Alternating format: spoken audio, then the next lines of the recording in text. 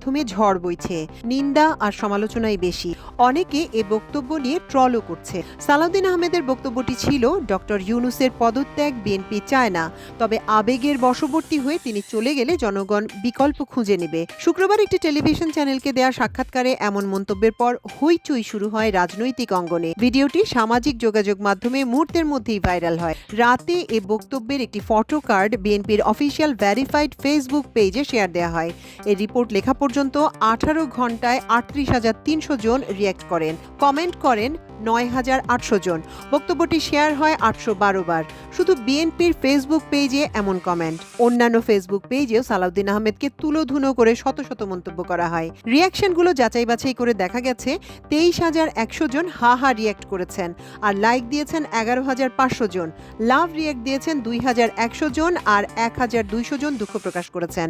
মন্তব্যকারীদের অধিকাংশই সালাউদ্দিনের বক্তব্যের তীব্র সমালোচনা করেছেন, কেউ কেউ নিন্দা জানিয়েছেন।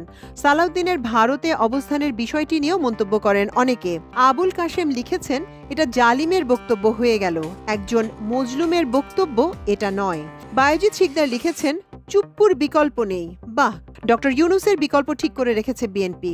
একটা দুর্ঘটনা, সারা জীবনের কান্না, একটা বেফাস মন্তব্যে বেরিয়ে গেল থলের বিড়াল। ফরিদ পারভেজ সালাউদ্দিনের নামের বিকৃতি করে লিখেছেন, ডক্টর ইউনূস পদত্যাগ করলে সালাউদ্দিনকে দায়িত্ব দেওয়া উচিত, তার অধীনেই হবে আগামী জাতীয় নির্বাচন।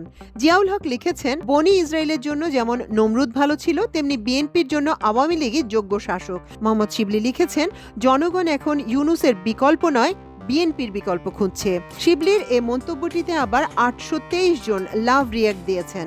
ইব্রাহিম খলিল বিএনপির এই ফেসবুক পেজে লিখেছেন, সালাউদ্দিন খুব সুন্দরভাবে স্বাধীন বাংলাদেশের স্বপ্নকে নষ্ট করে দিচ্ছেন, তিনি অপদস্থ হয়ে ধ্বংস হয়ে যাবেন। কায়েস আহমেদের মন্তব্য, সালাউদ্দিন কি বিকল্প হিসেবে আবার শেখ হাসিনাকে নিতে চান, যাতে শেখ হাসিনা আগের মতোই সবাইকে দৌড়ঝাঁপের উপর রাখেন। সাইদুল আজম লিখেছেন, বাহ, সালাউদ্দিনের মুখে বুলি ফুটেছে। বিএনপির কর্মী দাবি করে শাহিন নামে একজন সালাউদ্দিন আহমেদকে উদ্দেশ্য করে লিখেছেন, 17 বছর কি করুণ কষ্ট করেছি সেটা সালাউদ্দিন ভাই কি বোঝেন না?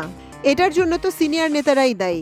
আমরা আবারও সেই কষ্টের মধ্যে পড়তে চাই না। বিএনপির স্থায়ী কমিটির এ সদস্যের কাছে প্রশ্ন রেখে